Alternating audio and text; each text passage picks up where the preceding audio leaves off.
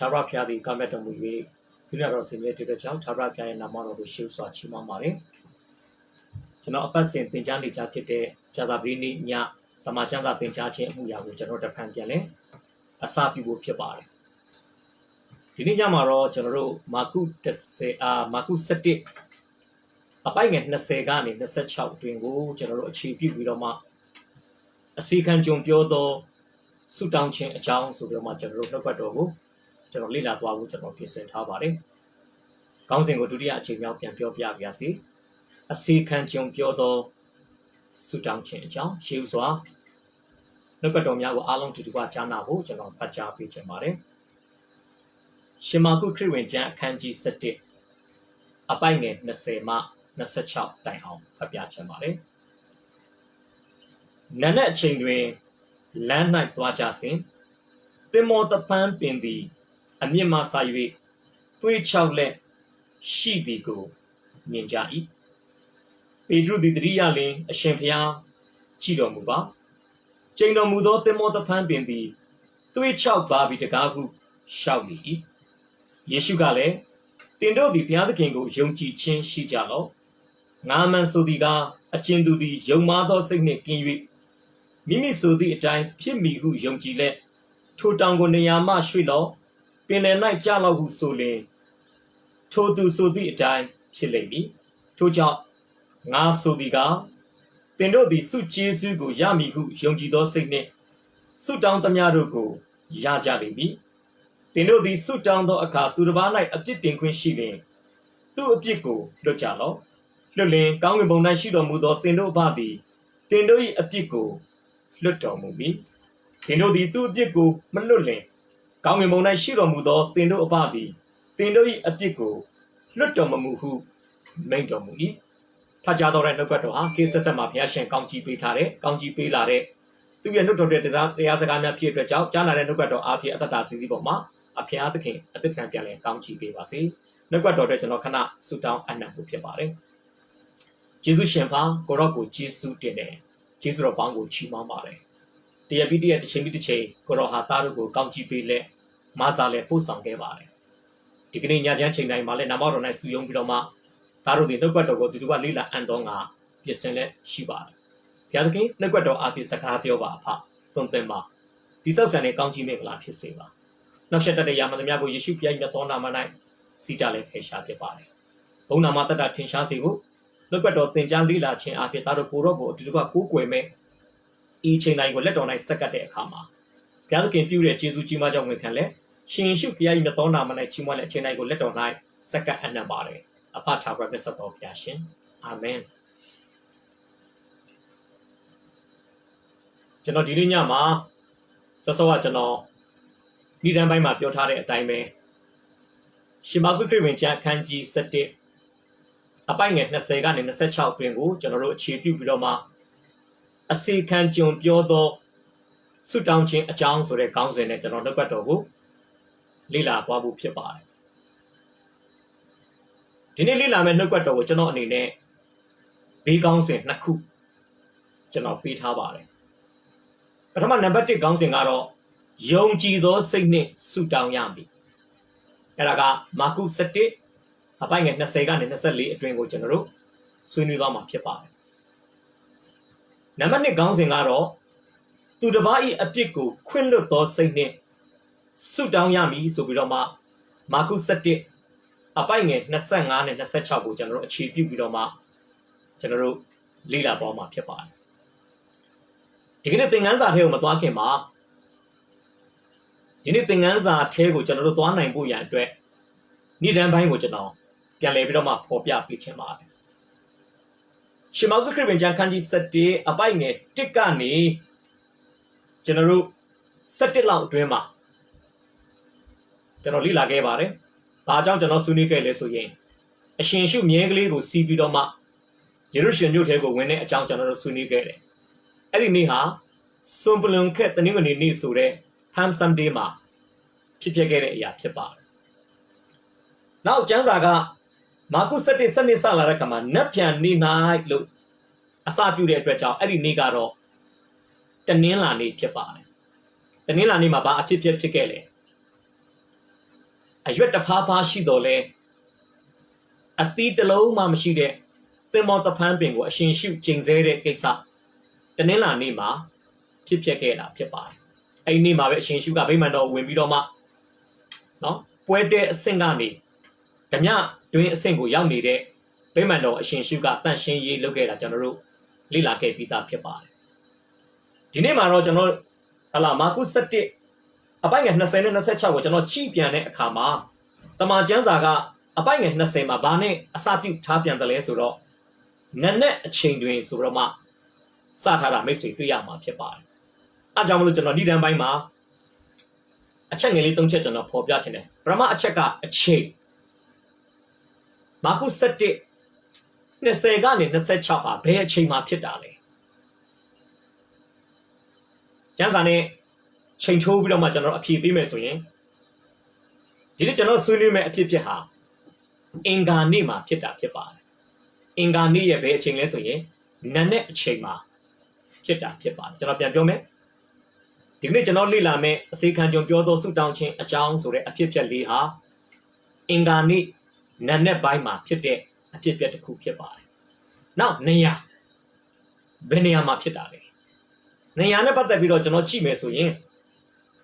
ကျွန်တော်ဘယ်လိုဖော်ပြထားလဲဆိုရင်ချိန်တော်မူ၍အမြင့်မှစ၍သွေးချောက်သော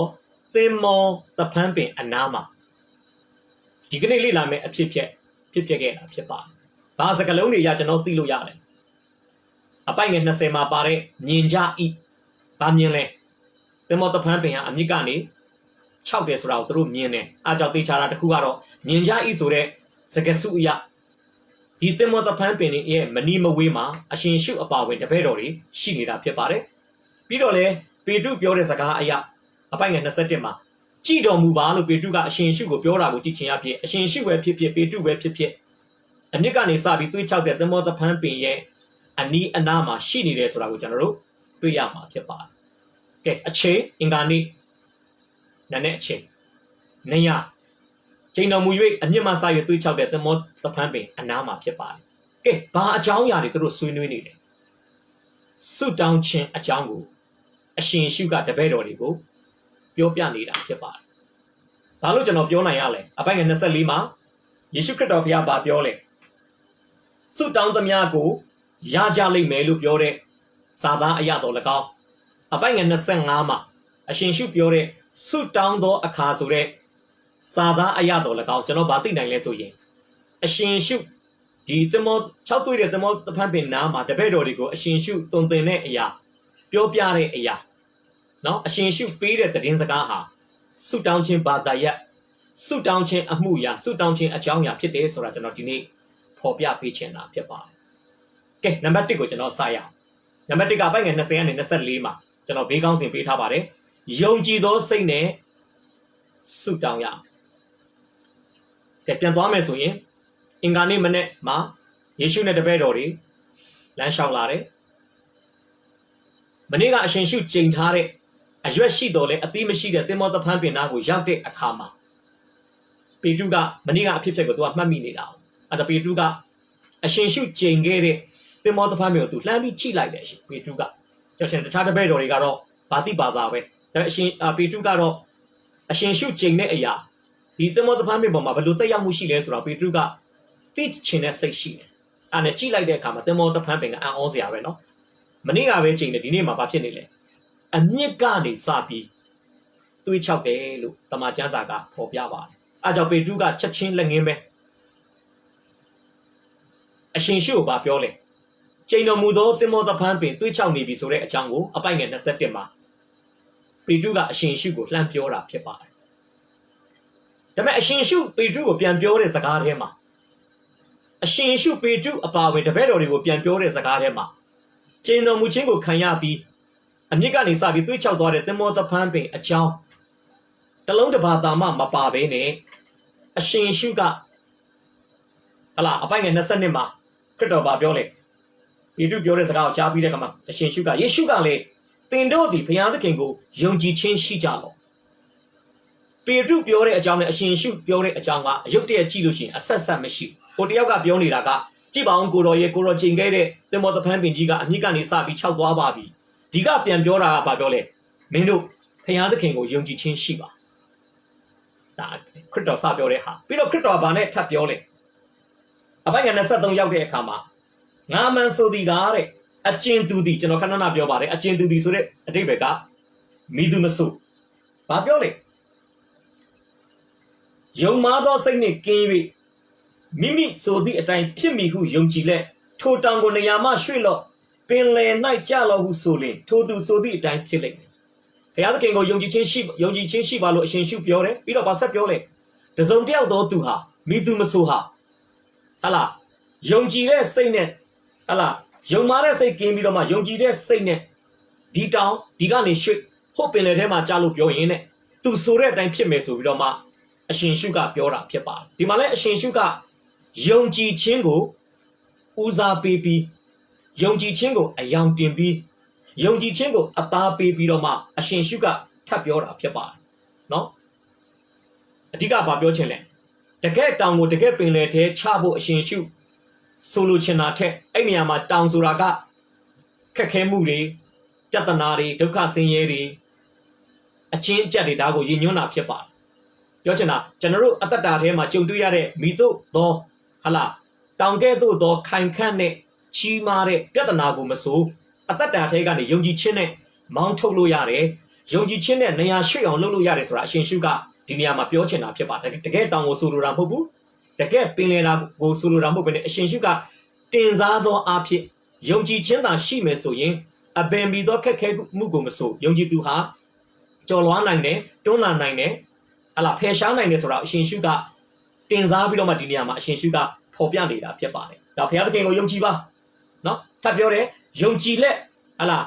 အတ္တတာမှာစကားပြောတဲ့သူဆိုတဲ့သူဖြစ်ဖို့အဲ့ဒါကိုပြောရင်းနဲ့အရှင်ရှုကအပိုက်ငယ်24မှာတပည့်တော်တွေကိုသူပေးခြင်းနဲ့အဓိကသတင်းစကားနဲ့အရှင်ရှုကသူပြောတဲ့စကားကိုချိတ်ဆက်တာဖြစ်ပါတယ်အဲ့ဒါကဘာလဲယုံကြည်သောစိတ်နဲ့ဆုတောင်းဖို့တနည်းအားဖြင့်ယုံကြည်သူဆိုတာစကားပြောရင်လေကိုပြောသောစကားများသည်ယုံကြည်ခြင်းနဲ့ပြောသောစကားများဖြစ်ဖို့လိုတယ်ယုံကြည်သူဟာကြွေးကြော်ရင်လေကိုကြွေးကြော်တဲ့စကားများသည်ယုံကြည်ခြင်းကိုအခြေခံပြီးကြွေးကြော်တဲ့စကားတွေဖြစ်ဖို့လိုတယ်ဒါကျွန်တော်အားလုံးသိပါတယ်ဆုတောင်းခြင်းဆိုတာဘုရားသခင်နဲ့စကားပြောခြင်းဆိုလို့ချင်တာယုံကြည်သူတယောက်ဆုတောင်းခြင်းဆိုတဲ့ဘုရားသခင်နဲ့စကားပြောခြင်းအမှုရာကိုလုပ်တဲ့အခါမှာလေဘာလို့လဲယုံကြည်ခြင်းလိုအပ်တာဖြစ်ပါတယ်ဒါကြောင့်ဒီသင်္ဘောသဖန်းပင်ကိစ္စကိုပြောနေရင်အရှင်ရှုကဘုရားသခင်ကိုယုံကြည်ဖို့ယုံကြည်ခြင်းနဲ့နှုတ်မွက်တဲ့သူတွေယုံကြည်ခြင်းနဲ့ဆိုသောသူတွေဖြစ်ဖို့အဲ့ဒါကိုပြောနေရင်ဘာဆက်ပြောလဲယုံကြည်ခြင်းနဲ့ဆုတောင်းဖို့သင်္ဘောသဖန်းပင်သည်အမြစ်ကနေခြောက်သွားတဲ့အတွက်ကြောင့်အသီးသီးစရာမရှိတော့ဆိုလို့ချင်တာအပင်တပင်ကောင်းခြင်းမကောင်းခြင်းဟာသူ့ရဲ့အမြင့်ရဲ့ခိုင်ခန့်မှုသူ့အမြင့်ရဲ့စွမ်းဆောင်နိုင်မှုနဲ့သက်ဆိုင်တာဖြစ်ပါတယ်ဆိုလို့ချင်တာအမြင့်မကောင်းရင်ဒီပင်ဟာအသီးသီးစရာအကြောင်းမရှိတော့သူ့ရဲ့အရင်းမြစ်မကောင်းရင်သူ့အသီးအပွင့်အတွက်မျှော်လင့်ချက်ရှိစရာမရှိတော့ဒီလိုပါပဲခရစ်တော်ပြောချင်တာကဆုတောင်းတာမကောင်းဘူးလားကောင်းတယ်ဒါပေမဲ့ဆုတောင်းခြင်းဟာယုံကြည်ခြင်းဆိုတဲ့အရာပေါ်မှာအုတ်မြင့်မချထားဘူးဆုတောင်းခြင်းဆိုတဲ့အသီးအပွင့်တွေဆုတောင်းချက်အဖြေရခြင်းဆိုတဲ့အသီးအပွင့်တွေရလာဖို့အတွက်ကျွန်တော်တို့ရဲ့ဆုတောင်းခြင်းဆိုတဲ့အရာဟာယုံကြည်ခြင်းဆိုတဲ့ foundation ယုံကြည်ခြင်းဆိုတဲ့အရင်းအမြစ်အုတ်မြစ်ပေါ်မှာအခြေခံရမယ်ဆိုပြီးအရှင်ရှိကဒီနေရာမှာဖော်ပြပေးချင်တာဖြစ်ပါတယ်ကျွန်တော်ပထမကောင်းစဉ်တတ်ထားတဲ့အတိုင်းပဲဆုတောင်းတာမကောင်းဘူးလားကောင်းပါတယ်ဒါပေမဲ့ယုံကြည်သောစိတ်နဲ့ဆုတောင်းပါမယ်ဆုပဏနာကြီးတောင်းနိုင်ပါတယ်ဆုတောင်းစည်းဝေးတွေဘလောက်တောင်မှန်မှန်တက်ပါတယ်နော်ဟာလားဆုတောင်းခြင်းလှုပ်ရှားမှုတွေမှာဘလောက်ပါဝင်ပါသလဲဆိုတဲ့အရာတွေဟာသင်္ဘောသဖန်းပင်နဲ့ချိန်ထိုးပြီးပြောမယ်ဆိုရင်သင်္ဘောသဖန်းပင်အရွက်ဖားဖားရှိတာနဲ့တူတာဖြစ်ပါတယ်ကျွန်တော်တို့ဆုဘလောက်တောင်းနိုင်တယ်လဲဆုဘလောက်ကြာကြာတောင်းနိုင်တယ်လဲဆုဘလောက်များများတောင်းနိုင်တယ်လဲဆုတောင်းခြင်းအစီအစဉ်တွေမှာကျွန်တော်တို့ဘလောက်ပါဝင်နိုင်တယ်လဲဆိုတာထက်ဆုတောင်းချက်အဖြေဆိုတဲ့ဆုတောင်းခြင်းအသီးအပွင့်အတ္တတာမှာဘလောက်ရတယ်လဲဆိုတာကအဓိကကြတာဖြစ်ပါတယ်ဆုကားတောင်းဤဆုတောင်းချက်အဖြေမရဘူးဆိုရင်တော့အရွက်ဖားဖားသာရှိပြီးဟာလားအရွက်နဲ့ပြည့်စုံပြီးတော့မှအသီးမသီးတဲ့ အပင်တပင်နဲ့တူသွားမှာဖြစ်ပါတယ်။ဒါကြောင့်ခရစ်တော်ကတပည့်တော်တွေကိုဆုတာတောင်းပြီးဆုတောင်းချက်အဖြေမရတဲ့လူတွေမဟုတ်ဘဲနဲ့ဆုတောင်းပြီးဆုတောင်းချက်အဖြေတွေရတဲ့သူတွေဖြစ်ဖို့ရန်အတွက်ဒီနေရာမှာအရှင်ရှုကတပည့်တော်တွေကိုဗာတိုက်တွန်းလဲယုံကြည်သောစိတ်နဲ့ဆုတောင်းဖို့သူတိုက်တွန်းတာဖြစ်ပါတယ်။ဘာလို့လဲဆိုတော့ရှင်ရန်ခရစ်ဝင်ကျမ်းအခန်းကြီး15အပိုင်းငယ်16မှာကျွန်တော်ဖတ်ပြမယ်နော်။ခရစ်တော်ကတပည့်တော်တွေကိုဗာပြောလဲဆိုရင်သင်တို့သည်တဲ့ငါ့ကိုရွေးကောက်ကြသည်မဟုတ်ငါသည်သင်တို့ကိုရွေးကောက်သဖြင့်သင်တို့သည်သွား၍တည်ကြည်သောအသီးကိုတီးမိအကြောင်းနှင့်အမှပါတယ်နော်မင်းတို့တပည့်တော်တွေကိုခရစ်တော်ကပြောလဲမင်းတို့သွားတည်ကြည်တဲ့အသီးကိုတီးအသီးသီးုံလို့မပြောဘူးနော်တည်ကြည်တဲ့အသီးကြာရှည်ခံတဲ့အသီးတည်တက်တဲ့အသီးတည်ကြည်တဲ့အသီးတီးပါပြီးတော့ဆက်ပြောတယ်ငါနာမကိုအမိပြု၍ခမဲတော်မှာတောင်းသောသမျှတို့ကိုရမိအကြောင်းသင်တို့ကိုငါခန့်ထား၏ယုံကြည်သူကိုဘုရားသခင်ကဘာပေါ်မှာရွေးကောက်ထားတဲ့ခန့်ထားတဲ့ကိစ္စရပ်နှစ်ခုရှိတယ်တစ်ခုကတော့တည်ကြည်တဲ့အတီးတီးဖို့တစ်ခုကတော့ယေရှုခရစ်ရဲ့နာမနဲ့ဆုတောင်းသမျှကိုရဖို့အတွက်ဖြစ်တယ်ဒါတနည်းအားဖြင့်ပြောမယ်ဆိုရင်ကျွန်တော်တို့ကိုကဘာပေါ်မှာဘုရားသခင်ဟာဆုတောင်းချက်အဖြေရသောသူများအဖြစ်ကျွန်တော်တို့ကိုခန့်ထားတာဖြစ်ပါတယ်ဟာလေလုယာကျွန်တော်တို့ဘုရားသခင်ကဘာပေါ်မှာဆုတောင်းသောသူအဖြစ်ပဲနေရာချထားတာမဟုတ်ဘူးနော်ဆုတောင်းချက်အဖြေရသောသူတွေဖြစ်ဖို့ဘုရားသခင်ကကျွန်တော်တို့ကိုခွဲခန့်မှတ်သားထားတာဖြစ်ပါတယ်။ဒါကြောင့်ပြန်ပြောမယ်ဆိုရင်ခရစ်တော်ကတပည့်တော်တို့ဒီနေရာမှာဆုတောင်းချက်အဖြေရဖို့အတွက်အဓိကတော့ဆုတောင်းခြင်းရဲ့အခြေခံအကြောင်းတရားဟာယုံကြည်သောစိတ်ဆိုတာကိုအရှင်ရှုက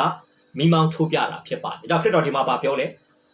ယုံကြည်ခြင်းရှိရမယ်။ယုံကြည်လက်ဆိုရမယ်။ပြီးတော့ယုံကြည်သောစိတ်နဲ့ဆုတောင်းရမယ်ဆိုပြီးတော့မှအပိုင်းငယ်22မှာယုံကြည်ခြင်းဆိုတာတစ်ကြိမ်အပိုင်းငယ်23မှာယုံကြည်လက်ဆိုတာတစ်ကြိမ်အပိုင်းငယ်24မှာယုံကြည်သောစိတ်ဆိုတာတစ်ကြိမ်ယုံကြည်ဆိုတဲ့စကားလုံးကို3ကြိမ်3ခါတိုက်22 23 24မှာအရှင်ရှုကပြောကြားခဲ့တာဖြစ်ပါတယ်။ဒါဆိုရင်ယုံကြည်သောစိတ်နဲ့ဆုတောင်းတယ်ဆိုတာဘယ်လိုဟာမျိုးကိုပြောတာလဲ။ယောမ10စက္ကုံမှာကျမ်းစာပြောပါတယ်။ယုံကြည်ခြင်းသည်ကြားနာခြင်းသည်ဖယားသခင်ရဲ့စကား။တနည်းအားဖြင့်ပြောမယ်ဆိုရင်ယုံကြည်သောစိတ်နဲ့ဆုတောင်းသောသူတစ်ယောက်ဖြစ်ဖို့အတွက်ခရိယန်တစ်ယောက်ရဲ့အသက်တာမှာဖယားသခင်ရဲ့နှုတ်ကပတ်တော်ဖယားသခင်ရဲ့စကားကိုရရှိထားသောသူကြားထားသောသူဖြစ်ဖို့အမတန်မှအရေးကြီးတာဖြစ်ပါတယ်ဆိုလိုချင်တာကနှုတ်ကပတ်တော်အသက်တာမှာမရှိသေး၍ယုံကြည်ခြင်းဆိုတာလည်းရှိလာစရာအကြောင်းမရှိဘူးဘာလို့လဲယုံကြည်ခြင်းရဲ့အခြေခံအုတ်မြစ်ဟာဖယားစကားဖြစ်တယ်ဒါအသက်တာမှာယုံကြည်ခြင်းတိုးပွားခြင်းနဲ့အသက်တာမှာယုံကြည်ခြင်းကိုပိုင်ဆိုင်ခြင်းနဲ့ဆိုရင်ယုံကြည်ခြင်းရဲ့အခြေခံအုတ်မြစ်ဖြစ်တဲ့နှုတ်ကပတ်တော်ကိုအသက်တာထဲမှာနေရာပေးဖို့အသက်တာထဲမှာအချိန်ပေးဖို့လိုအပ်တယ်ဆိုတာကျွန်တော်ဒီနေ့ဖော်ပြပေးချင်တာဖြစ်ပါတယ်ဆိုတော့ဆက်ပြောမယ်ဆိုလို့ရှိရင်ယုံကြည်ခြင်းဒီကြားနာခြင်းဒီဘုရားစကားနောက်ရှင်ယာကုပ်ဩဝါဒစာခန်းကြီး9အပိုင်းငယ်18မှာလေတမန်တော်ရှင်ယာကုပ်ကဘာပြောလဲဆိုရင်မိတော်ယာကုပ်ကဘာပြောလဲဆိုရင်ကျွန်တော်ဖတ်ပြမယ်အေလိယသည်ငါတို့ကဲ့သို့လောကရန်တရား၌ကျင်လည်တော်သူဖြစ်တော်လဲမိုးမေဝါမီအကြောင်းအထူးသဖြင့်ဆုတောင်းသောအခါ3နှစ်နှင့်6လပတ်လုံးမြေပေါ်သို့မိုးမေဝါပဲနေ၏တဖန်ဆုတောင်းသောအခါမိုးကောင်းကင်သည်မိုးရွာလေ၏မြေကြီးသည်လည်းမိမိအသီးကိုသီးလေ၏ကျမ်းစာပြောတယ်အေလိယတာမန်လူပဲတဲ့လောကရန်တရားမှာကျင်လည်တဲ့သူပြောချင်အေလိယကျွန်တော်တို့လိုပဲဖြားနိုင်တယ်ဝမ်းနေနိုင်တယ်ရေမောနိုင်တယ်ဗိုက်စားတယ်အေလိယကျွန်တော်နဲ့ထူတာဘာမှမရှိဘူးအေလိယဒီလူထဲကလူတစ်ယောက်ပခုံးနှစ်ဖက်ကြားမှာခေါင်းပေါက်တဲ့လူတစ်ယောက်ဒါပေမဲ့အေလိယအသက်တာဘာထူးခြားသွားလဲအေလိယရဲ့ဆုတောင်းခြင်းဟာမိုးမရွာအောင်လဲလှုပ်လို့ရခဲ့တယ်လို့မိုးပြန်ရွာအောင်လဲလှုပ်လို့ရခဲ့တယ်သူဆုတောင်းတယ်3နှစ်နဲ့6လမိုးမရွာတော့သူပြန်ဆုတောင်းတယ်မိုးခေါင်နေတဲ့သူ့ရဲ့အရက်ဒေတာမှာမိုးပြန်ရွာတယ်ဆိုတော့ကျွန်တော်ဒီနေ့ပြောချင်တာပါလေအေလိယရဲ့ဆုတောင်းခြင်းကိုဘုရားသခင်ဘာလို့အဖြေပေးလဲဆိုရင်အေလိယရဲ့ဆုတောင်းခြင်းဟာယုံကြည်သောစိတ်နဲ့ဆုတောင်းခြင်းအေလိယရဲ့ဆုတောင်းခြင်းဟာ Payaye, no capato boma, a chicken be, suit down it, suit down check, pillow by pippa. The not donya candy, second, a bang and leaning out miss with Chiba. Payalcan Elia Babole. Kiri Chana, you are not a pet Kiri Chana. Adiniama Mingo, G.R. Apie, na, dream women. G.R. Mingo, dream wood, not Matare, Elia Balule. Payaya Zagago, Mingo Matobu. No capato, a time, Zagaro, a time, Kiri Changu Tuare. Chaula Titi, Kiri Chanama, Payalcan Eliago, G.R. Apie. Manetta J, Yada J, Mona Meta, Payalcan at 3 Kiri Changigo to Tawa. Tama Biogena. Elia at that datema. Payazagabo Jabi, a Payazagabo Matu, Yati Chin, Payazagabo Ma Secha Chin, Payazagabo Ma Tandea Ginchin, Payazagabo Ma Nakan Chin Apie, Eliaha. Payazagabo Matu, young Gides Rago, 2 years. A Pumu, a need time. Chinjamu Abi Balugase, Piatagata Pipa. The not need better Elia ye, Payazagata and Kiri Chanago, Toa Chindi. Bao Pobiani. Elia Payazagabo ma Yongji, Elia ye, Low Shamu Danha. Yongji Chin, go, Pao Quasi de, Chitty Zide, no capato ma. Yati mu, Sechamu, Tandia Gemu, Nakamune, Loni Resa with Tamajanzaga, Pobiani da Pipa. Donya second bang and go let us say Yabekama Babiole. Kerry Chami Kane Kama Payazanga, Zareta knew ma she de Mosoma in Elia Tatwa Kaine. Elia Balole, Tatwa. Lunin a Chime to Sensatino. General Janza no can the Maya Chidekama, Zarata Muha Sana Yeka, Madama Shabare Dwetch Sana Yeka at Dwet. Idrila time you, Mikuniare, Nangan Kit. Ajao Idrila Dimima, Asa Kambabi so Grega or Zarata Muma, Asata Shizia Chaushi. Tame Payakin Zaga Jare Ilia Balule, Yonji do Sine, Zarata Mugo Chilan Nane. Musoma Ema, Payaya Mazamune. Bakanzayale. Don't knit in the Galapalo, don't knit Galapalo.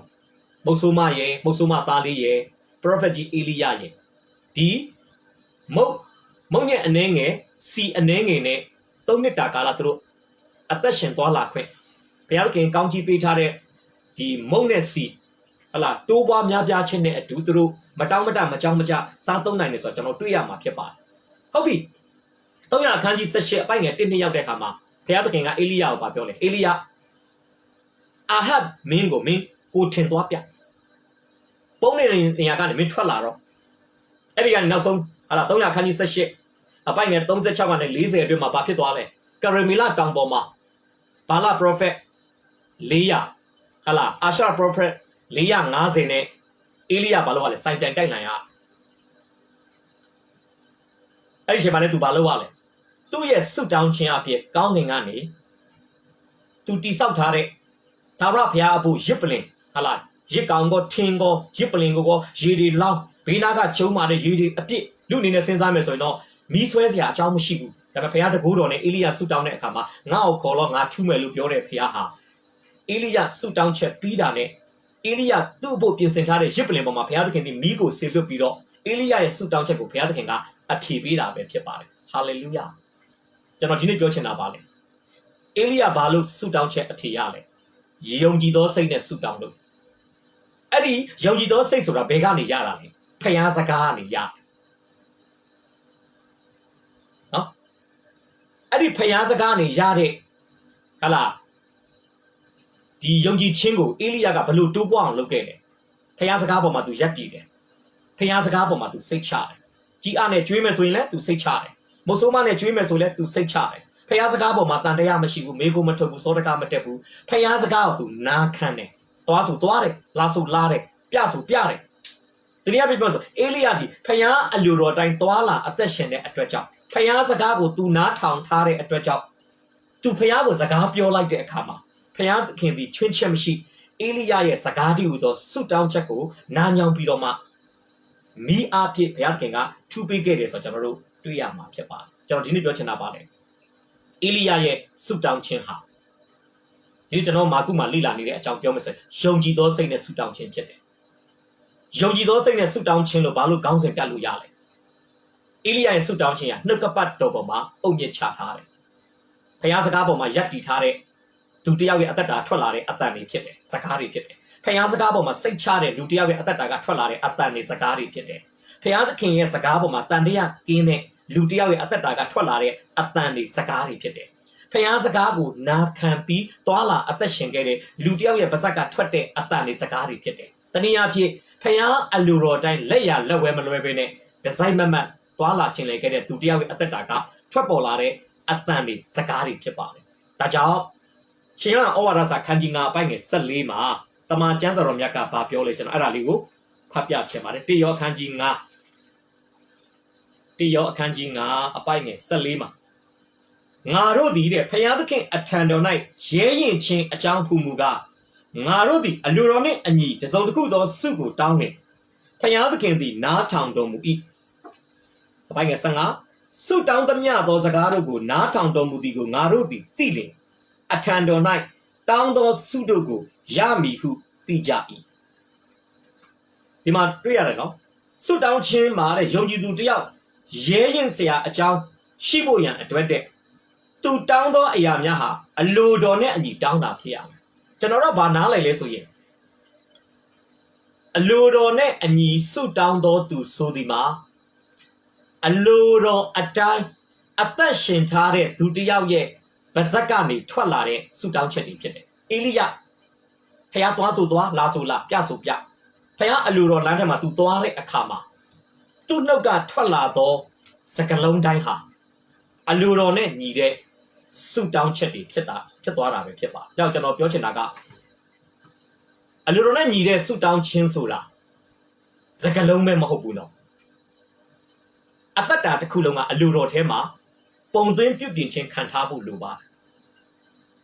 တယ်တနည်းအားဖြင့်ပြောမယ်ဆိုရင်အလိုတော်တိုင်းအသက်ရှင်ထားတဲ့လူတစ်ယောက်ဟာဖခင်သခင်ရှေ့မှာသူတောင်းလျှောက်သမျှသောအရာတွေဟာယုံကြည်သောစိတ်နဲ့တောင်းတဲ့အရာတွေဖြစ်ပါတယ်ဒါကြောင့်ယုံကြည်သောစိတ်လို့ပြောတဲ့အခါမှာဖခင်စကားကိုနာခံခြင်းလည်းပါတယ်ဖခင်စကားကိုစိတ်ချခြင်းလည်းပါတယ်ဖခင်အလိုတော်တိုင်းသွားလာခြင်းလည်းပါတယ်ဖခင်စကားပေါ်မှာတန်တရားမရှိတာလည်းပါတယ်ဖခင်စကားပေါ်မှာယက်တီတာဆိုလိုချင်တာက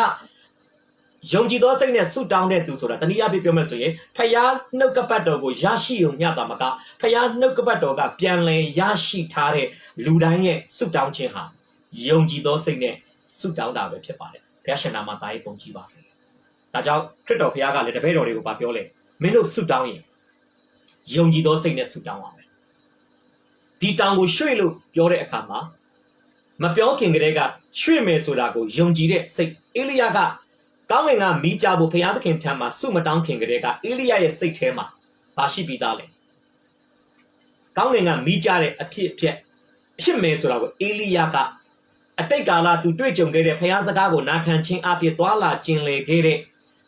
သူ့တက်တာထဲမှာနေရာယူအလုတ်လုတ်တဲ့တိုးပွားလာတဲ့ယုံကြည်ခြင်းအတွေ့အကြုံတွေအပြင်အေလိယကဘာဖြစ်လဲ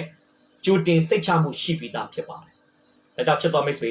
ယုံကြည်သောစိတ်နဲ့ဆုတောင်းသောသူတစ်ယောက်ဖြစ်ဖို့ရန်အတွက်နေ့စဉ်အသက်တာမှာယုံကြည်ခြင်းကိုပေါက်ဖွားစေတဲ့ဖခင်ရဲ့နှုတ်ကပတ်တော်တစ်လုံးချင်းစီတစ်ခုချင်းစီကို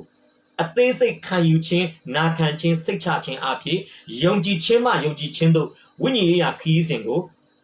တရွေ့ရွေ့တဖြည်းဖြည်းနဲ့တက်လှမ်းတဲ့သူတွေဖြစ်ဖို့ကျွန်တော်ဒီနေ့တိုက်တွန်းဖော်ပြပေးခြင်းပါတယ်ဒါကြောင့်ချက်တော်မိတ်ဆွေ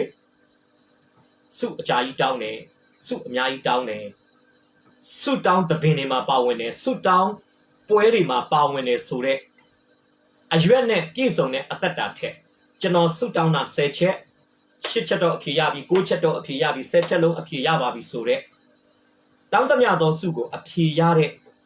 တနည်းအားဖြင့်စုတောင်းခြင်းအသီးပွင့်ကိုခံစားရတဲ့အသက်တာသာလင်ဖခင်သခင်နှစ်သက်လူလားတဲ့ဆိုတာကျွန်တော်ဒီနေ့ဖော်ပြပေးခြင်းပါကျွန်တော်တို့ဘလောက်စုတောင်းတယ်လဲဆိုတာထက်စုတောင်းချက်ဘလောက်အဖြေရပြီလဲဆိုတာကိုဖခင်သခင်ကဂရုစိုက်တယ်တန်ဖိုးထားတယ်ဆိုတော့ကျွန်တော်ဒီနေ့ဖော်ပြပေးခြင်းပါတယ်ဒါကြောင့်တောင်းတမျှသောစုတွေကိုအဖြေရတဲ့သူတွေဖြစ်ဖို့အတွက်တောင်းတမျှသောအရာတွေကိုယုံကြည်သောစိတ်နဲ့ကျွန်တော်တောင်းကြရအောင်ယုံကြည်သောစိတ်နဲ့တောင်းသောသူတစ်ယောက်ဖြစ်ဖို့အတွက်ကျွန်တော်တို့ရဲ့တောင်းလျှောက်မှုတိုင်းကိုဟလာဖခင်သခင်ရဲ့နှုတ်ကပတ်တော်အတိုင်းအသက်ရှင်တဲ့အသက်တာထဲကနေကျွန်တော်တို့ထွက်ပေါ်စေရအောင်ကျွန်တော်ပြောချင်တာပါလေမိတ်ဆွေဖခင်စကားကိုနားမထောင်တဲ့၍မိတ်ဆွေရဲ့ဆုတောင်းတန်ကိုဖခင်သခင်နားညောင်းဖို့ဆိုတာမလွယ်ကူဘူးဆိုတော့ကျွန်တော်ဒီနေ့ဖော်ပြပေးခြင်းပါမိမိရဲ့ဆုတောင်းချက်တိုင်းကိုဘုရားသခင်အဖြေပေးစေခြင်းနဲ့ဆိုရင်မိတ်ဆွေရဘုရားသခင်ရဲ့စကားတော်ထဲမှာ မိတ်ဆွေအသက်ရှင်တဲ့လူတစ်ယောက်ဖြစ်ဖို့အရေးကြီးပါမယ်ကဲဒါဆိုဆက်ကြည့်ရအောင်ယုံကြည်သောစိတ်နဲ့ဆုတောင်းခြင်းအကြောင်းပြီးတဲ့အခါမှာတစ်ဆက်ထဲမှာပဲခရစ်တော်ကထပ်ပြောတယ်ဗျနော်အပိုင်းငယ်25 26မှာဗာပြောလေနံပါတ်1မှာကျွန်တော်ခေါင်းစဉ်ပြန်ဖော်ပြခြင်းနဲ့ပထမကတော့ယုံကြည်သောစိတ်နဲ့ဆုတောင်းရပါမယ်ဒုတိယကတော့သူတစ်ပါးရဲ့အပြစ်ကိုခွင့်လွှတ်သောစိတ်နဲ့ဆုတောင်းရကျွန်တော်ပြောချင်တာကဒီယုံကြည်သောစိတ်နဲ့သူတစ်ပါးအပြစ်ကိုခွင့်လွှတ်သောစိတ်ဆိုတာငွေအကျွေစိတ်တစ်စိတ်မှာရှိတဲ့ခေါင်းနဲ့ပန်းလိုပဲယုံကြည်သောစိတ်ရှိတာမကောင်းဘူးလားကောင်းပါဒါပေမဲ့ဘာလိုသေးလဲသူတစ်ပါးရဲ့အပြစ်ကိုခွင့်လွှတ်သောစိတ်နဲ့ဆုတောင်းဖို့လေလိုသေးတာဖြစ်ပါတယ်။ကြောင့်မာကု7:25မှာခရစ်တော်ဘုရားကပြောလဲဆုတောင်းသောအခါသူတစ်ပါး၌အပြစ်တင်ခွင့်ရှိရင်တဲ့အဲ့ဒီသူတစ်ပါးရဲ့အပြစ်ကိုအရင်လွတ်ပါဆိုပြီးတော့မှအရှင်ရှုကတပည့်တော်များကိုမိန့်မာတာမိတ်ဆွေတွေ့ရမှာဖြစ်ပါတယ်။25မှာနော်သင်တို့သည်ဆုတောင်းသောအခါသူတစ်ပါး၌အပြစ်တင်ခွင့်ရှိတယ်သူအပြစ်ကိုလွတ်ကြလော့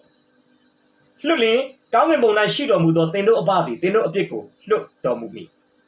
26မှာလည်းဆက်ပြောတယ်သင်တို့သည်သူအပြစ်ကိုမလွတ်လင်ကောင်းကင်ဘုံ၌ရှိတော်မူသောသင်တို့အဘသည်သင်တို့အပြစ်ကိုလွတ်တော်မမူ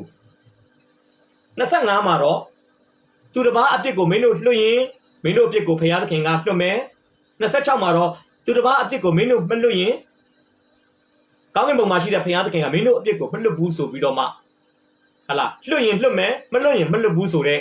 အကြောင်းအရာနှစ်ခုကိုအပိုင်းငယ်25မှာတစ်ကြိမ်အပိုင်းငယ်26မှာတစ်ကြိမ်ကျွန်မကျမ်းစာကဖော်ပြတာဖြစ်ပါတယ်အဲ့မှာကျွန်တော်ရှင်းပြချင်တာလေးရှိ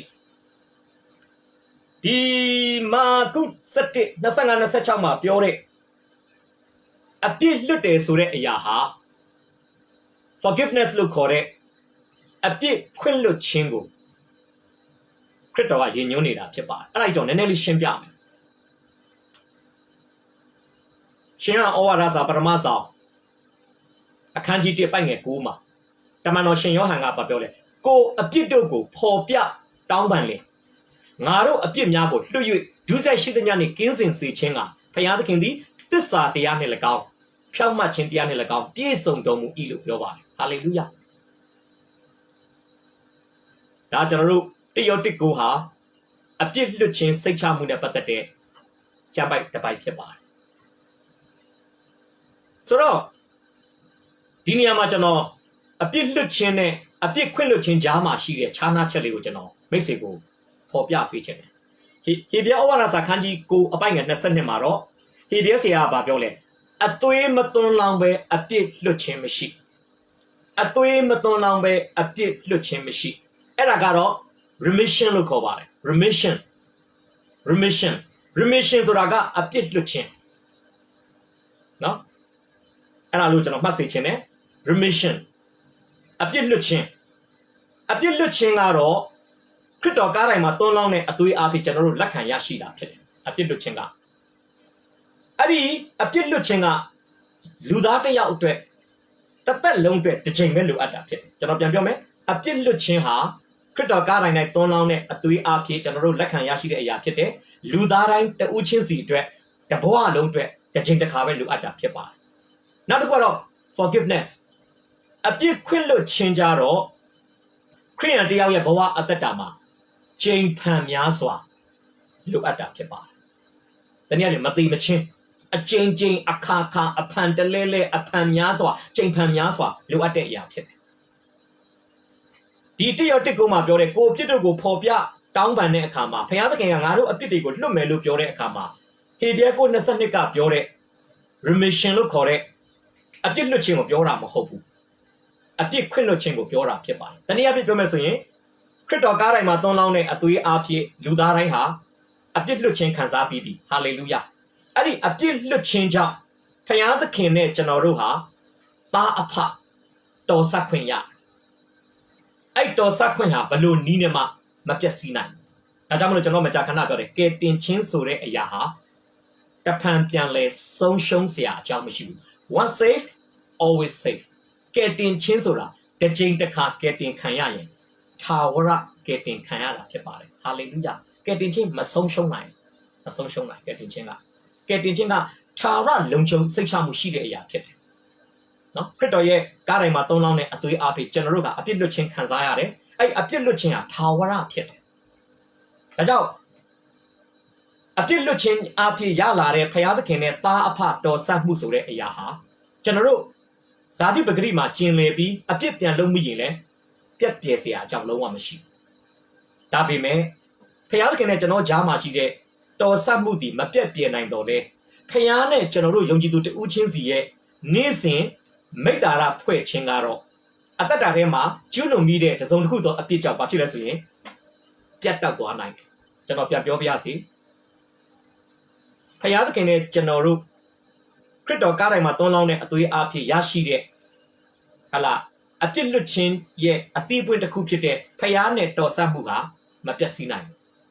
Tabime, General a pilu, you know, to Samu Mapiabi, Payane General Jamashi, the Megdara, Piasi 9. Make that up and yaching, Korean Java Balawame. Go a kid go. Yama Janzamaro, Popia down banning, take it up, confess. Go a kid go, Popia win candy. Janaroga Balawame. Crito Yagare Madonna at the Api Yashi Tare, a kid look chamber my yati be, go a kid go Piago win Kayame. A kid look chin about a bit win can chin, Yachin. A bit quin look chin, Piapare. Hallelujah. That's out. Don't then Gemma. The Majazaga Balu Popia Talesuye. Don't then necessary Satoma. Mimi a pico, what tado to the Chandamaya. Mimi a pico, Popia, Winchawi, Sumpieto to Muga, Yunarogo, Kaya Limbeluba. The appeal Wincha Chinha. D allowed to appeal Yogo, Tata low. A Pantalele Tama Majuno no Usure. Some catch Babu Madama Yujiba. Manaka looked at a pico when can be met. Manaka looked at a piene a lather and do that. Hala, a pico yani manile malubo miss with season tires so in dog. Miss a pico when can ching her. Simman machine at Beja, miss with her. Simman a pico chin Kanzazia, Jow machine. A job Simman a pico chin Kanzachi. Simman a pico when can chin Pipo Madama Yijibare. Simman a pico when can chin ma. Mimi Leshi Juno needed a pico. Joe kind son quachene. Sing along Piarachin Babu Ludes or a janotine. Popia beach him. So, Yabiomessoye, a bit looking about a bit win canting in Yachi, a bit looking about a bit win canting in Yachi, a bit quin looking Pipa. The job a bit quin looking arrow, a bit low dime ma. Janley, Yajibu at the Yapipa. Yojana, a Madaku Juno 9. Adi a Maja.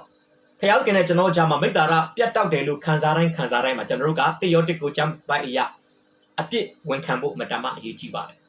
A bit when canching up, your piano set out the make that out General Piale, Disabu Luba. Okay, that's at the Kujan of Shempiachin. A bit Luchimo, remissions or a debega, Balesuye. Juemi go Piatanchin. Go at the Yazima, Judy Tinide. Not General D. Adi a tip check up a ma 2 9 let's say Mate Sashima. No, Mate Sashima, General 2 yam. General a tea out of Ubama Livo. Mate Sashima, Batuya Lesu. No? Buying a Nasa Liga, General Sapa, Nasa the one is Sapperman. 2 Java down in Nang and the Mimi Jomiago saying you chinga a Lucido, Minji to Uni to eat. Saying using Dwayne, we acquired the thing treating to Diapo. She do Sankeja eat to do the Chui Sayam, she do job. Goma Sawi. Tamaya, Osa Shidamaru, Yangui, Juego, Sassihu, to eat the king seeing it. To Jundi, Nupia with toilet, the king Janago, Dikanamuba, Juin Shidanyago, Sabamigu shouting. To eat the candy, the Nachin Shidaki, Juin Shidanyago, Louis, Chanta Billy. And I didn't change I ate the boy, I didn't change that. Juin me Shidanya, Juin me Mandamiago, Captain Bida. A Juin Shibime. Tuition about Tamale, Mimaba, Dreama Mashido. Which another dime. General Piabakin Shima appeared Madama Yare to be kid. Damia Taro ye a Tuido chop. Piabakin General Blue Tamale. Mima ba Pima Mashido. Now a little chance on a dreamy Piatina. Now Piabato, they are so Mugo Piatina. Poma the cuckoo General, they are so can so. အဲ့ဒီတရားစွဲဆိုခံထားတဲ့အတွက်ကြောင့်ကျွန်တော်တို့ကအပြစ်ဒဏ်ကြတော့မယ်ဗျာဒါပေမဲ့ကျွန်တော်တို့ကိုဆွဲထားတဲ့တရားစွဲဆိုမှုကိုရုပ်သိမ်းပေးလိုက်တာကျွန်တော်တရားခံမဟုတ်တော့ဘူးတရားအစွဲမခံရတော့အဲ့ဒါကအပြစ်လွတ်ခြင်းရဲ့အဓိပ္ပာယ်ဖြစ်တယ်နောက်တစ်ခုကပြစ်ဒဏ်ကိုဖျက်သိမ်းခြင်းကျွန်တော်တို့နှစ်စဉ်နှစ်တိုင်းဇန်နဝါရီလ4ရက်နေ့ရောက်တိုင်းမှာမြန်မာပြည်မှာပါရှိတယ်သမရရဲ့လွတ်ငြိမ်းချမ်းသာခွင့်ပြစ်ဒဏ်ခံနေရတယ်ဒါပေမဲ့လွတ်ငြိမ်းချမ်းသာခွင့်ရောက်တဲ့အခါမှာပြစ်ဒဏ်ကြတဲ့သူထောင်ဒဏ်အနှစ်20လား30လားလွတ်လာတယ်ဗျလွတ်လာတယ်ကျွန်တော်ဒီကနေပြောချင်တာပါလေပြစ်ဒဏ်ကိုဖျက်သိမ်းပေးတာဒါလည်းပါလေအပြစ်လွတ်ခြင်းရဲ့အဓိပ္ပာယ်ဖြစ်တယ်ကဲအပြစ်ခွင့်လွတ်ခြင်းကတော့ဘယ်လိုအဓိပ္ပာယ်ရှိသလဲတစုံတဦးဤပြစ်မှု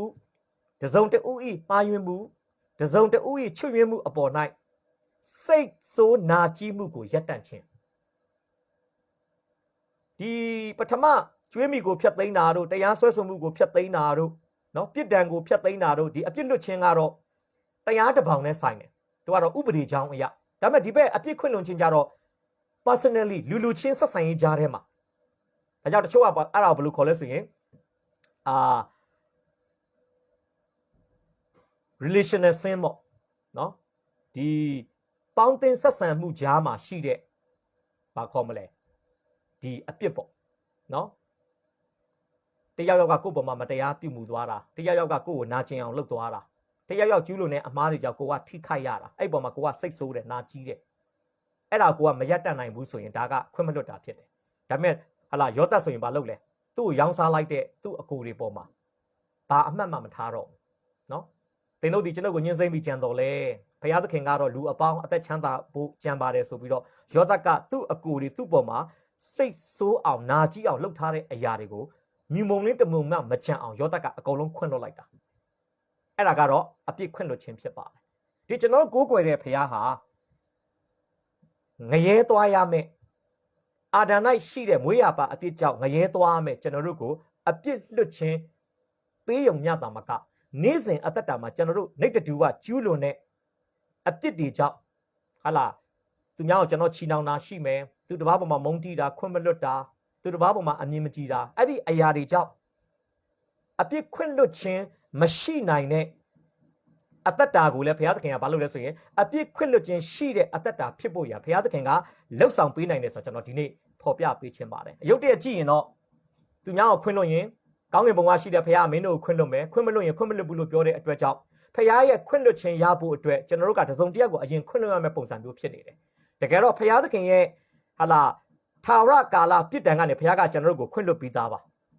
နော်မရဲကြမဲ့အပြစ်ကနေဘုရားကျွန်တော်တို့ခွင့်လွတ်ပြီးသားဒါပေမဲ့နေ့စဉ်အသက်တာမိတ္တာရပြတ်တောက်စေတဲ့အပြစ်တွေကနေတော့ဘာလို့အပ်လဲဖခင်ရဲ့ခွင့်လွှတ်ခြင်းရဖို့အတွက်ကျွန်တော်တို့ကသူတစ်ပါးကိုအရင်ဆုံးခွင့်လွှတ်ရမှာဖြစ်ပါတယ်ဒါကြောင့်ကျွန်တော်ပြောချင်တာကဒီအပြစ်လို့ပြောတဲ့အခါမှာငရဲကြမဲ့အပြစ်ကိုဒီနေရာမှာပြောနေတာမဟုတ်ဘဲနဲ့ဖခင်သခင်နဲ့မိတ္တာရပြတ်တောက်စေတဲ့လူမှုဆက်ဆံရေးနဲ့ဆိုင်တဲ့အပြစ်ကိုကျမ်းစာကရည်ညွှန်းနေတာဖြစ်ပါတယ်ကျွန်တော်တို့ဒီပထနာတော်မှာလဲဒီအကြောင်းကိုကျွန်တော်တို့တွေ့ရမှာဖြစ်ပါတယ်မာသဲ6မှာဘာပြောထားလဲသူတစ်ပါးသည်ကျွန်ုပ်တို့ကိုပြစ်မှားသောအပြစ်များကိုကျွန်ုပ်တို့သည်လွတ်တကယ်သို့ကျွန်ုပ်တို့၏အပြစ်များကိုလွတ်တော်မူပါအမှလည်းတွေ့ရမယ်နော်သူတစ်ပါးသည်ကျွန်ုပ်တို့ကိုပြစ်မှားသောအပြစ်များကိုကျွန်ုပ်တို့သည်လွတ်တကယ်သို့ကျွန်ုပ်တို့၏အပြစ်များကိုလွတ်တော်မူပါလို့ပြောတဲ့ကြောင့်လူချင်းကျူးလွန်တဲ့အပြစ်ကိုကျွန်တော်အရင်ခွင့်လွတ်မှဖခင်ခွင့်လွတ်ခြင်းကိုကျွန်တော်ရမယ့်ပုံစံမျိုးဖြစ်နေတယ်အဲ့နေရာမှာပြောတဲ့ဟာကကျွန်တော်ပြောပြီးသွားပြီငရဲကြမဲ့အပြစ်မဟုတ်ပဲနဲ့ဖခင်နဲ့မိတ္တာရပြတ်တောက်တဲ့အပြစ်ကိုသာပြောနေတာဖြစ်ပါတယ်ငရဲနဲ့ပြတ်တောက်မဲ့အပြစ်ကတော့အသွေးတော်နဲ့ပဲဘုရားသခင်ကဖြည့်ရှင်းပေးတာဖြစ်တယ်ဒါပေမဲ့မိတ္တာရပြတ်တောက်တဲ့အပြစ်ကတော့ကျွန်တော်တို့ကိုယ်တိုင်သူများအပြစ်ကိုခွင့်လွှတ်ခြင်းအဖြစ်ဟာလားဘုရားသခင်နဲ့မိတ္တာရပြန်လည်ရရှိအောင်တည်ဆောက်ဖို့လိုပါတယ်အဲ့လိုပြောလို့ဟာလားဘုရားနဲ့မိတ္တာရပြတ်တဲ့အပြစ်တိုင်းဟာဟာလားသူတစ်ပါးအပြစ်ကိုခွင့်မလွှတ်ခြင်းအဖြစ်လို့ကျွန်တော်ဆိုလိုတာမဟုတ်ဘူးနော်ဖျားသခင်နဲ့မိတ္တာရပြတ်တောက်စေတဲ့အပြစ်တွေထဲမှာသူတစ်ပါးအပြစ်ကိုခွင့်မလွတ်ခြင်းဟာလည်းတစ်ခုအပါဝင်ဖြစ်တယ်။တခြားဟာတွေရှိနိုင်တယ်နော်။သူတစ်ပါးနဲ့ပြဿနာတက်တာမို့နဲ့ကိုနဲ့ဖျားချားမှာဟာလာကျွန်တော်တို့ဟာလာမှားတဲ့အရာတွေရှိမယ်။အဲ့ဒါတွေကတက္ကန္တကျွန်တော်ပြောချင်တာဖျားနဲ့မိတ္တာရပြတ်တောက်စေတဲ့အပြစ်တွေမြောက်များစွာထဲမှာသူတစ်ပါးကိုချီနှောင်ခြင်းဟာလည်းတစ်ခုဖြစ်တယ်။သူတစ်ပါးကိုချီနှောင်ခြင်းသည်ဖျားသခင်နဲ့ကျွန်တော်ကြားထဲမှာရှိတဲ့ဆက်ဆံရေးကိုပြတ်တောက်စေတယ်။အဲကြောင့်သူတစ်ပါးကိုချီနှောင်ခြင်း အပြစ်ကိုကျွန်တော်တို့ကရပ်တန့်လိုက်ရင်ဖျားနဲ့ကျွန်တော်တို့ရဲ့ပြတ်တောက်နေတဲ့မိတ္တာရတွေပြန်လဲဆက်လို့ရတယ်ဆိုတာကိုတမန်ကျမ်းစာကဖော်ပြနေတာဖြစ်ပါတယ်ဒါကြောင့်ကျွန်တော်ပြန်ပြောမယ်ဆိုရင်သူတစ်ပါးအပြစ်ကိုခွင့်မလွတ်နိုင်ခြင်းဟာကဲတင်ချင်းစိတ်ချမှုကိုလုံးဝထိခိုက်မှုမရှိစေနိုင်ပါအဲ့လိုပြောလို့ဟာဝမ်းသာလိုက်တာဟာလားသူတစ်ပါးကိုခွင့်မလွတ်လဲငါကဲတင်ချင်းမဆုံးရှုံးတော့ဆိုပြီးတော့မှတည်တဲ့အထိသူတစ်ပါးကိုချီနှောင်မှုကျွန်တော်ပြောတာမဟုတ်ဘူးကျွန်တော်ပြန်ပြောမယ်သူတစ်ပါးအပြစ်ကိုခွင့်မလွတ်နိုင်ခြင်းဟာကဲတင်ချင်းစိတ်ချမှုကိုလုံးဝထိခိုက်မှုမရှိစေနိုင်ပါဒါပေမဲ့ဖယားသခင်နဲ့မိတ္တာရဖွဲ့မှုကိုတော့ထိခိုက်စေနိုင်တယ်ကျမ်းစာပြောတာဟုတ်ကျမ်းစာ2ချက်လောက်ကျွန်တော်ဖတ်ပြ66ခုမြောက်သောစာလံအပိုင်းငယ်18ကျမ်းစာဘာပြောလဲငါသည်တဲ့စိတ်နှလုံးထဲမှာဒုစရိုက်ကိုငှက်ကွက်လင်ဖယားသခင်သည်နားထောင်တော်မမူလို့ပြောပါငါသည်စိတ်နှလုံးထဲမှာဒုစရိုက်ကိုငှက်ကွက်လင်ပြောချင်တာပါလေသူတစ်ပါးရဲ့အပြစ်ကိုချီနှောင်ထားခြင်းဟာဖယားမကြိုက်မှန်းသိပေမဲ့အဲ့ဒါကိုအသက်တာထဲမှာမစွန့်လွတ်နိုင်ဘူးနေရာဆက်ပြီးပေးတယ်ဆိုရင်တော့ဘာဖြစ်မလဲကျွန်တော်တို့စွတ်တောင်းတန်ကိုဖယားသခင်နားမထောင်ဘူးလို့စာလံဆရာကပြောတာဖြစ်ပါတယ်။ Now ဟေရှာယအနာဂတ်ကျမ်းအခန်းကြီး59ဟေရှာယအနာဂတ်ကျမ်းအခန်းကြီး59အပိုက်ငယ်1မှာလဲကျမ်းစာဘာပြောလဲသင်တို့ဒုစရိုက်သည်တဲ့သင်တို့ကိုဖယားသခင်နှင့်ကွာစေပြီကြားတော်မမူစေခြင်းကသင်တို့အပြစ်သည်မျက်နာတော်ကိုလွဲစေပြီဒီမှာလဲတွေ့တယ်နော်ကြားတော်မမူစေခြင်းကသင်တို့အပြစ်သည်မျက်နာတော်ကိုလွဲစေပြီပြောချင်တာပါလေယုံကြည်သူတယောက်ရဲ့အသက်တာမှာရှိတဲ့ဒုစရိုက်သို့မဟုတ်အပြစ်ဟာကျွန်တော်နှုတ်ကထွက်သောဆုတောင်းတန်ကျွန်တော်နှုတ်ကထွက်တဲ့ဖယားနဲ့ပြောဖယားကိုပြောတဲ့စကားလုံးတွေကိုထိရောက်မှုမရှိအောင်နော်ဆုတောင်းချက်အဖြေမရအောင်အဟံတာဖြစ်စေတယ်ဆိုတော့ကျွန်တော်ဒီနေ့ဖော်ပြပေးခြင်းပါတယ်ဒါကြောင့်ကျွန်တော်ပြန်ပြောမယ်သူတစ်ပါးရဲ့အပြစ်ကိုခွင့်မလွတ်နိုင်ခြင်းဟာကဲတင်ချင်းစိတ်ချမှုကိုလုံးဝထိခိုက်မှုမရှိစေနိုင်ပါသို့တော်လည်းဖယားသခင်နဲ့မိတ္တာရဖွဲ့မှုကိုထိခိုက်စေနိုင်တဲ့အမှုအရာဖြစ်ပါတယ်ကဲနောက်တစ်ခုသူတစ်ပါးရဲ့အပြစ်ကိုခွင့်လွတ်ရန်ဘာလို့လိုအပ်လဲမေးစရာရှိတယ်ဒါဆိုရင်သူတစ်ပါးအပြစ်ကိုခွင့်မလွတ်ရင်လည်းငရဲမကြဘူးဆိုတော့ကတိမဆုံးရှုံးဘူးဆိုတော့သူတစ်ပါးအပြစ်ကိုဘာလို့ခွင့်လွတ်ဖို့လိုအပ်တာလဲဧဖက်4:32ကျွန်တော်ဖတ်ပြခြင်းပါတယ်ဧဖက်4:32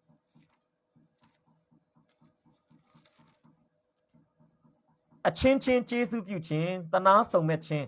ဖယားသခင်သည်ခရစ်တော်ကြောင့်သင်တို့အပြစ်ကိုလွတ်တော်မူတဲ့ကဲ့သို့အချင်းချင်းအပြစ်လွတ်ခြင်းရှိကြလောဟာလေလုယသူတစ်ပါးအပြစ်ကိုဘာလို့ခွင့်လွတ်ဖို့ရန်လိုအပ်လဲဧဖက်4:32ပေါ်အခြေခံပြီးပြောမယ်ဆိုရင်ဖယားသခင်မှကျွန်ုပ်တို့အပြစ်ကိုခွင့်လွတ်ပြီးပြီဖြစ်တဲ့အတွက်ဖယားသခင်ကတော့ကျွန်တော်တို့အပြစ်ကိုခွင့်လွတ်ပြီးပြီဖြစ်တဲ့အတွက်ကျွန်တော်တို့ကလည်းသူတစ်ပါးရဲ့အပြစ်ကိုခွင့်လွတ်ဖို့ဖယားသခင်အလိုတော်ရှိတာဖြစ်ပါတယ်နောက်တစ်ချက်ကဘာတွေ့ရလဲသူတစ်ပါးအပြစ်ကိုခွင့်လွတ်ရန်ဘာလို့လိုအပ်လဲဖယားသခင်မှသူတစ်ပါးရဲ့အပြစ်ကိုခွင့်လွတ်ဖို့ရန်အလိုတော်ရှိနေတဲ့အတွက်ကြောင့်ပဲဖြစ်ပါတယ်ကျွန်တော်ပြန်ပြောမယ်ကျွန်တော်ဘာလို့သူတစ်ပါးအပြစ်ကိုခွင့်လွတ်ရမလဲဖယားသခင်ကိုယ်တိုင်ကကျွန်တော်တို့အပြစ်ကိုခွင့်လွတ်ပေးပြီးပြီဖြစ်တဲ့အတွက်ကျွန်တော်တို့ကသူများကိုခွင့်လွတ်ရမှာဖြစ်ပါတယ်ကျွန်တော်တို့ဘာလို့သူတစ်ပါးကိုခွင့်လွတ်ရမလဲဖယားသခင်ကိုယ်တိုင်ကသူတစ်ပါးကိုကျွန်တော်တို့ခွင့်လွတ်ပေးဖို့ရန်အလိုတော်ရှိနေတဲ့အတွက်ကြောင့်ဖြစ်ပါတယ်ဆက်စောကကျွန်တော်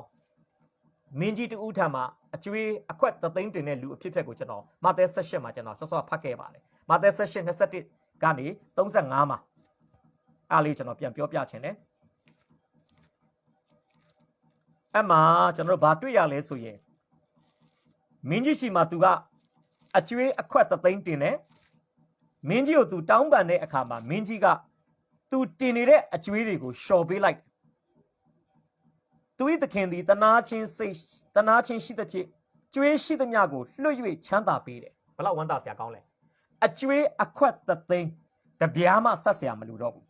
ဒါပေမဲ့အပိုင်းက28ရောက်လာတဲ့အခါမှာထိုကျွန်းသည်အကျွေးအခွက်3သိန်းလွတ်ငင်းချမ်းသာခွင့်ရသွားတဲ့ကျွန်းဟာထွက်သွားရာတွင်နဲ့မိမိငွေဒီနာရိ100ကျွေးတင်သောကျွန်းချင်းတစ်ယောက်ကိုတွေ့လင်လေပင်ကိုကင်ညှိ၍ငါငွေကိုဆက်လောဟုဆို၏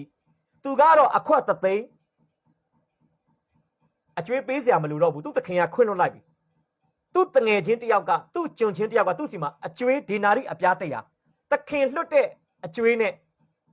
သူ့စီမှာသူမိတ်ဆွေတင်တဲ့အကျွေးရှင်လိုက်ရင်အများကြီးกว่าတယ်အများကြီးกว่าဒါ तू ကဘာလုပ်လဲဒီနာရီအပြားတရားတင်တဲ့သူကိုလေပင်းကိုညှစ်ပြီးတော့မှသူ့အကျွေးဆက်ခိုင်းတယ်ဘယ်လောက်မတရားလဲစဉ်းစားကြည့်ဒါလောက်များတဲ့အကျွေးတွေကိုတခင်ကလွတ်ပေးပြီမဲ့သူ့တပည့်sorry သူ့ရဲ့ဂျွန်ချင်းသူ့စီမှာတင်တဲ့အနှဲငယ်သောအကျွေးကိုတော့ तू ကမရမကတောင်းတာဖြစ်တယ်အဲ့ဒါကိုတခင်ကသိတဲ့အခါမှာဘာလုပ်လဲအပိုင်းငယ်33မှာနော်ငါသည်တင့်ကိုတနာတကယ်သို့တင်သည်လဲဂျွန်ချင်းကိုမတနာအပ်တလို့ဟုဆိုလဲအမျက်ထွက်၍ကျွေးရှိသမျှကိုမဆက်မီတိုင်အောင်အာနာသားတို့လက်သို့အပ်လီဤလို့ပြောပါအခွတ်တသိန်းကိုတခင်ကလွတ်ပေမဲ့ဒီနာရီအပြားတရားကို तू ကမလွတ်တဲ့အခါမှာတခင်ကနောက်ဆုံးသူ့ကိုအကျွေးပြန်ဆက်ခိုင်းတယ်အကျွေးဆက်လို့မပြီးမချင်းအာနာသားလက်ထဲမှာသူ့ကိုအပ်လိုက်တယ်ဆိုလိုချင်တာပါလေသူတစ်ပါးကိုခွင့်လွတ်ဖို့ဖြစ်လာတိုင်းမှာသခင်ဖျားကျွန်တော်တို့ကိုခွင့်လွတ်ထားတဲ့အရာတွေကိုကျွန်တော်ပြန်ပြီးတော့မှအမှတ်ရစေခြင်းတယ်သခင်ဖျားဟာဟလာငရဲကြမဲ့အာဒံ၌ရှိတဲ့အပြစ်သားဖြစ်ခြင်းကိုတော့ကျွန်တော်တို့ကိုလွတ်ထားပေးတာအချီးမဆုံးအပြစ်ကိုတော့သခင်ကလွတ်ထားပြီးပြီဖြစ်တဲ့အတွက်ကြောင့်လူချင်းကြားထဲမှာပေါင်းသင်းဆက်ဆံရေးနဲ့ပတ်သက်ပြီးလူမှုရေးပြဿနာတွေကနေပေါက်ဖွာလာတဲ့ဖခင်ရဲ့တတ်မှတ်ချက်မှာအမတမသေးငယ်တယ်လို့တတ်မှတ်လို့ရတဲ့အပြစ်တွေကိုကျွန်တော်တို့ဘာလို့ခွင့်မလွတ်နိုင်ရမှာလဲကျွန်တော်ယုံကြည်ပါတယ်ကျွန်တော်တို့ကိုအပြစ်ခွင့်လွတ်တဲ့သခင်ဟာသူတစ်ပါးရဲ့အပြစ်ကိုခွင့်လွတ်နိုင်တဲ့စွမ်းအားကိုကျွန်တော်အထဲမှာထည့်ထားပေးပြီးသားဖြစ်ပါတယ်ဒါကြောင့်ကျွန်တော်တို့ဟာသခင်ပေးတဲ့အပြစ်ခွင့်လွတ်ခြင်းစွမ်းပကားနဲ့ပဲသူတစ်ပါးရဲ့အပြစ်ကိုခွင့်လွတ်ရတာဖြစ်ပါတယ်ဒါကြောင့်သူတစ်ပါးရဲ့အပြစ်ကိုခွင့်လွတ်ဖို့မဖြစ်နိုင်တိုင်းမှာအဲ့လိုပြောကျွန်တော်စူးစမ်းပြီးခွင့်လွတ်ခိုင်းတာမဟုတ်ဘူးနော်မိတ်ဆွေဟာကျမ်းစာရဲ့သတ်မှတ်ချက်အရာသူတစ်ပါးအပြစ်ကိုခွင့်လွတ်ရမယ်လို့မိတ်ဆွေသိတယ်ဆိုပါစို့သူတစ်ပါးကိုခွင့်လွတ်ဖို့လည်းရှိနေတယ်ခွင့်မလွတ်နိုင်ဘူးဆိုပါစို့အဲ့အချိန်မှာဘာလုပ်ဖို့ရလဲ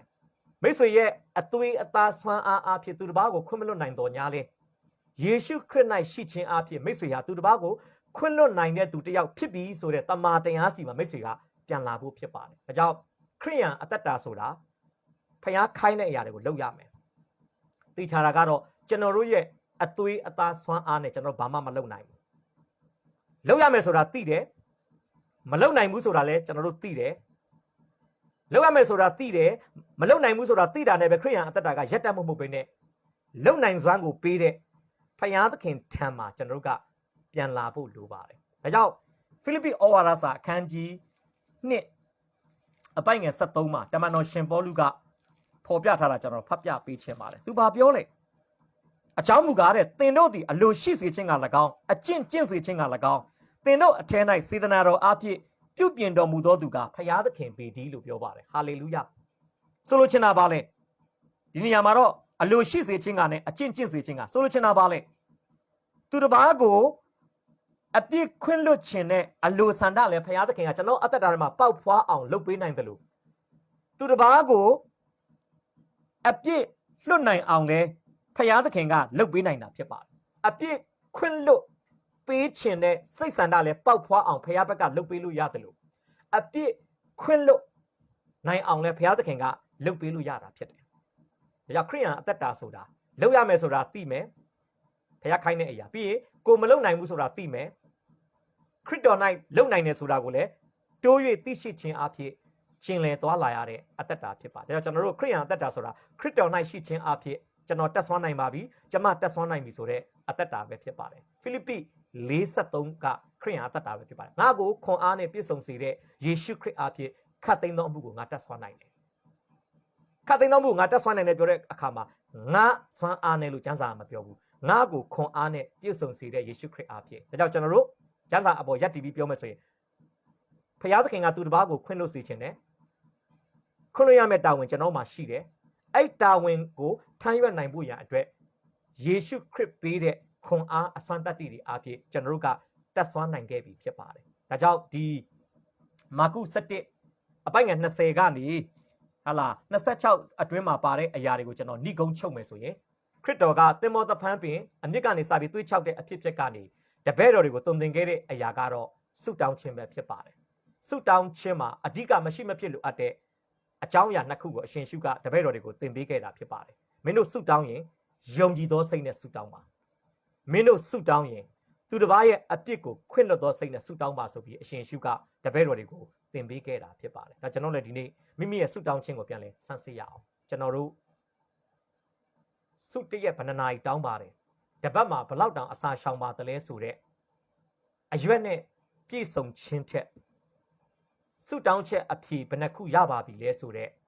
အသီးနဲ့ပြည့်စုံခြင်းအသက်တာကိုကျွန်တော်တို့တက်လှမ်းကြရအောင်ဆုအများကြီးတောင်းပြီးဆုတောင်းချက်အဖြေမရတဲ့သူထက်ဆိုင်ရင်ဆုကိုဟာလာအတိုင်းတာပမာဏတစ်ခုဖရားအလိုတော်အတိုင်းအတိုင်းတာပမာဏတစ်ခုထဲမှာတောင်းပြီးတော့မှတောင်းတဲ့ဆုတိုင်းကိုအဖြေရတယ်ဆိုရင်ဘလောက်တောင်ကောင်းမလဲဒီနေ့စဉ်းစားဖို့လိုပါတယ်ကောင်းငင်ကမိကြဖို့အေလိယအများကြီးတောင်းကြမလိုပါဘူးလူရင်းတူရှင်းမဲ့ဘာလို့လဲ3နှစ်နဲ့6လဖျားစကားကိုနားထောင်ခြင်းအလိုတော်တိုင်းအသက်ရှင်ခြင်းဆိုတဲ့အမှုရာထဲမှာအေလိယကျင်လည်ထားခဲ့တဲ့အတွက်ကြောင့်ဖြစ်ပါတယ်ဒါကြောင့်ဖျားစကားကိုများများနားထောင်ထားတဲ့သူဟာဖျားကိုစကားနည်းနည်းပြောယုံနဲ့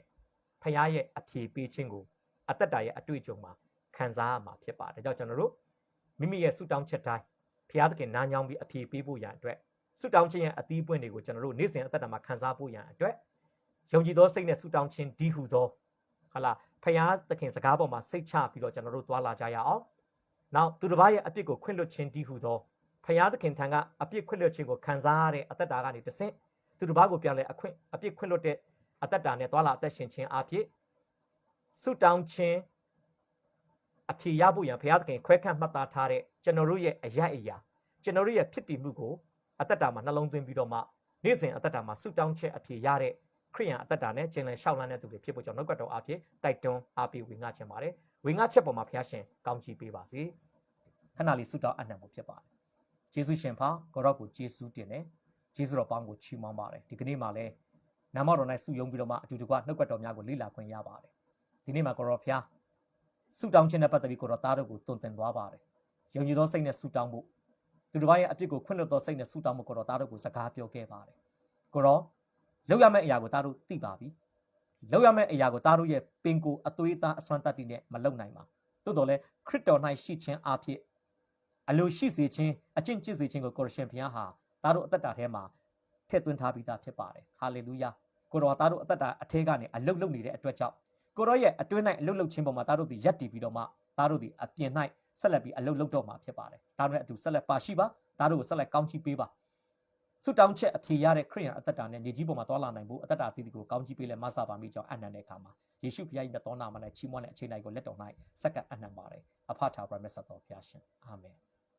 ကြောက်တိုင်းပေါ်ဘုရားရှင်ကောင်းချီးပေးပါစေ